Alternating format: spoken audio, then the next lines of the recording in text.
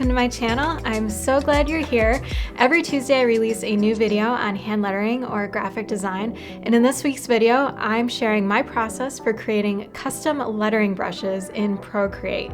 So let's dive in.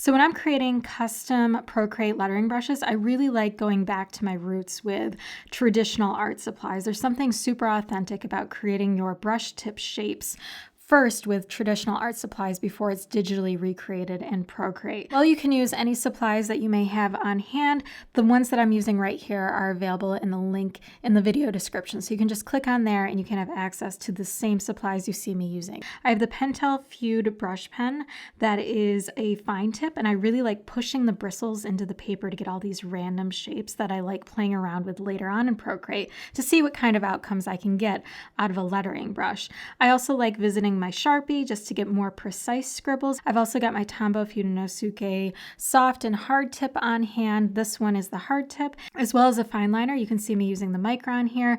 And then I also like drawing a few scribbles with pencil just to see what that can give me once I bring them into Procreate too. So there isn't really any rhyme or reason here. I'm just drawing a bunch of different random shapes, and I like that idea of just letting your mind wander and creating any shapes that you'd like, and then you can choose some of your favorites after that and see how they come out in Procreate. So once I have my full sheet of doodles all completed, I will scan them into my home printer scanner combo and bring them onto the computer. All right, so now I have scanned in all the brush tip artwork that I created beforehand, and I've scanned these in at 600 DPI on my printer scanner combo, and I scan this in as black and white. And the reason why I chose 600 is so I can enlarge my image.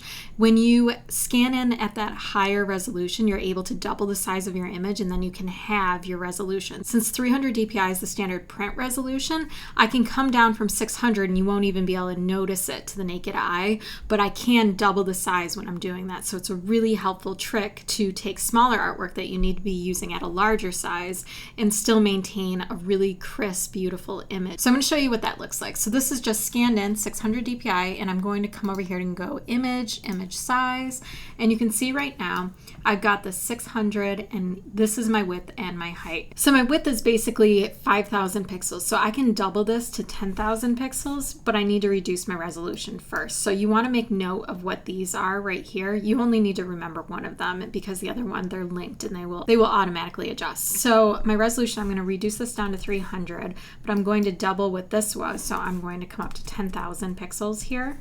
And now I've doubled it, but halved my resolution. So it's equivalent to 600 DPI at 5,000 pixels for a width. So I'm going to hit OK. And this is just going to resize that image and reduce the resolution.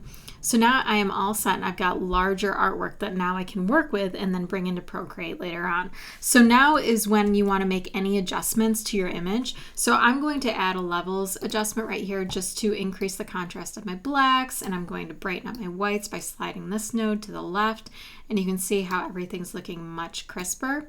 And then the last thing we need to do is invert this image, because when you're working in Procreate, you have to bring in your brush tips as white on a transparent background. So in order to do that, I'm going to double click on my background layer to unlock it. And now I can create a copy of this just so I have my levels adjustment if I ever want to come back later and change anything. So I'm going to group these two together and then create a brand new group right here. I'm going to turn off my copy. This is just my reserve artwork that I can come back to and change and adjust, because now I need to flatten this group. So I'm going to right click and choose merge group. And now that's all merged together. Now I can invert my image. And in order to do that, you're going to hit Command I or Control I on a PC. And now you can see all the whites turned black and all the blacks turned white. So this is exactly what we need in order to work with it in Procreate. So now what I'm going to do is just come in here and choose any brush tip that I want. And this one's looking pretty interesting, so we'll just grab this one. So I'm going to hit M on my keyboard for my selection tool, and I'm just going to select it, copy it, and now I'm going to create a brand new document. And the standard size for our brush tips in Procreate is 1080 by 1080, so I'm just going to input 1080 by 1080. I'm going to leave my crisp resolution, and I can leave my color mode as grayscale right here, and I'm just going to leave my background contents as white, and we're going to hit create. And now I'm going to paste in that brush tip. Command V, and I'm going to rotate it around because I think this is the right side up that I wanted it to be. Let's see. This one could actually be anything. We'll leave it at this. All right, so now I can remove the black around it. So I'm going to hit W for my magic wand, just click in the black area and then come up here and go select similar, and that will select all the black right here, and I'm just going to hit delete a couple of times and then deselect, Command D or Control D on a PC, and now I can turn off my background layer and I've got a transparent background. This is all set to go. You can see there's a little bit of black around the edges. That's totally fine. It's not going to affect anything negatively. You can leave that. If it bothers you, you can apply a white color overlay to the brush tip. Just double click on your layer, choose color overlay, and change this to white, and that will eliminate all those black areas. But I also feel like it loses some of those details that you might want to take advantage of when you're creating your brush in Procreate. So I tend to not do that. I do it for some, but definitely not all. So I'm just going to leave this one the way it is. And from here, you just want to save this as a transparent PNG. So just hit Save As. I've got a brush tip folder already started, and I can put this in my messy ink folder and label this messy ink. This one will be messy ink 09.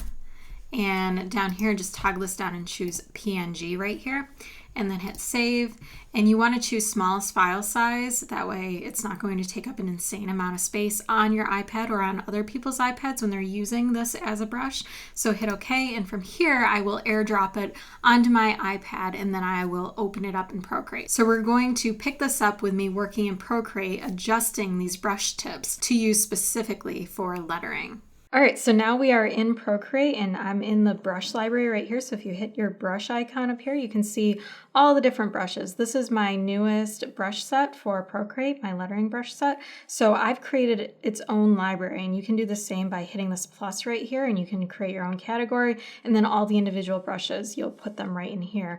And when you're ready to add a new brush to your category, you'll hit the plus icon over here for that. So I'm going to show you how I'm going to bring in some of the textures that we created earlier and adjust them so they work really well for lettering. So I'm going to hit the plus sign right there, and it's automatically going to bring you to this page where you can name your brush, where you have a shape source and a grain source. So we're going to select the shape first, and the shape is whatever you drew as your brush tip earlier on. So I've already imported all those brush tips from Photoshop onto my iPad in their own folder in my Procreate files. So I'm just going to tap on that, and I've already brought this up. So this is in my Procreate file folder.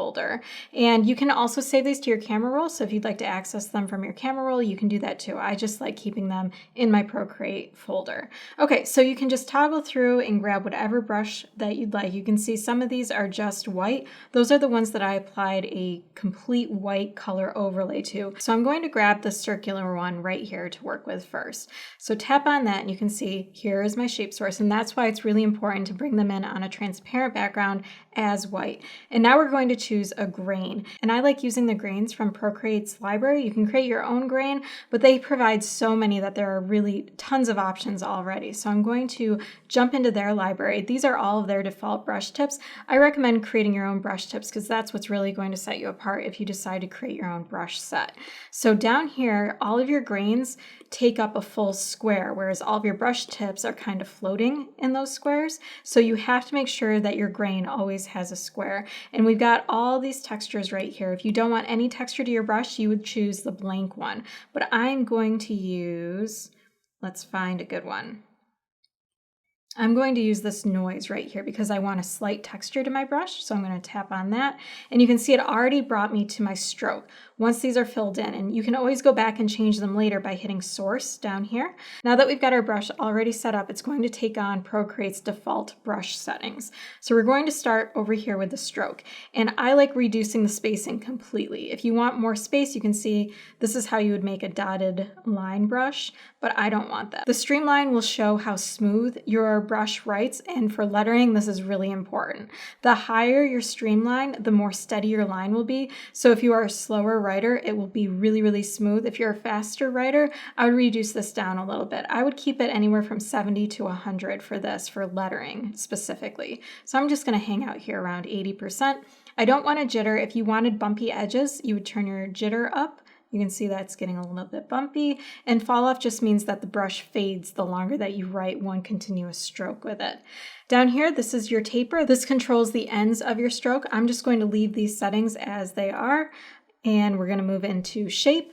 The shape of your brush, a lot of the times whenever you're wondering about settings, just start dialing up and down the knobs and you can see exactly what this does. This is like a lower version of the jitter. So you can see the edges get a little bit bumpy with the scatter, and the same thing with rotation. You're rotating this shape source right here. So when you adjust the rotation, this is what's rotating right here. So I'm just going to leave these ones as the default because I don't need any of those. And you can toggle around with the rest of these settings if you'd like, but these are the main ones for lettering to be aware of. For your grain, this is controlling your grain source right here. So anything I do in these settings is affecting the appearance of whatever I chose for my grain. So you can reduce the movement. This will make it really smooth and kind of streaky, but I like the noise effect on my grain. And then you can increase the size of your grain too, and this will make it a really, really textured brush. I don't want it that textured, but I think I want it a little more than the default. And then you can zoom in and make it larger or smaller right here. And the same thing with rotation. You can rotate your grain.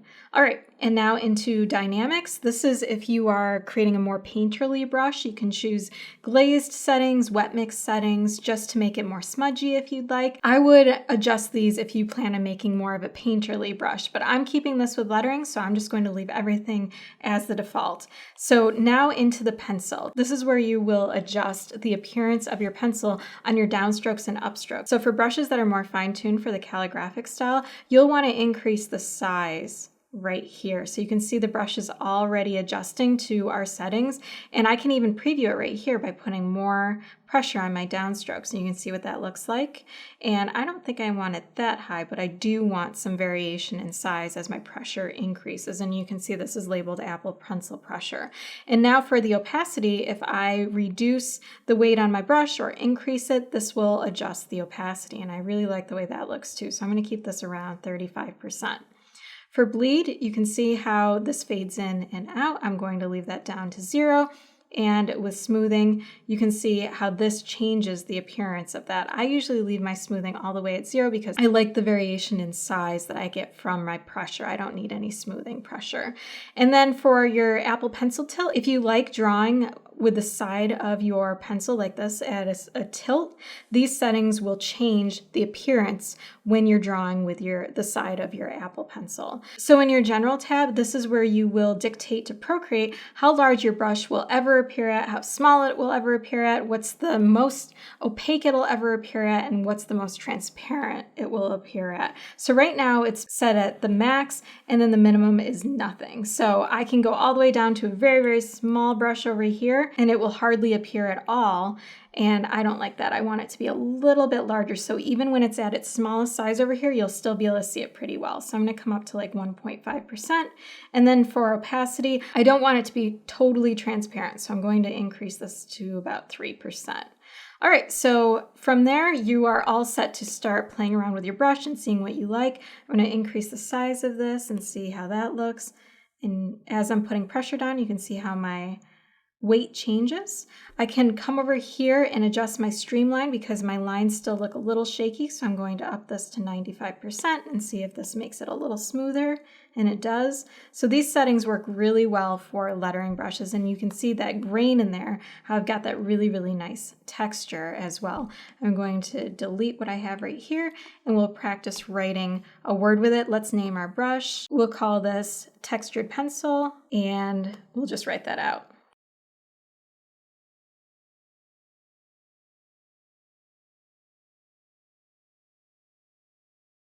All right, so I'm really happy with how that looks, so I'm going to keep my settings, but if you notice anything that you're not totally in love with, you can always go back and adjust those settings afterwards. So that is how I create custom lettering brushes in Procreate using traditional art supplies. If you'd like to check out the full Font Lovers Procreate lettering brush set, hit the link in the video description or on screen and you can go check out that full set. If you enjoyed this tutorial, please hit the like button, subscribe, and don't forget to hit the bell icon so you can be notified of new tutorials just like this in the future. For more tutorials and design freebies, space, you can find me over on my site, every-tuesday.com. I'm also on Instagram. My handle is @everytuesday.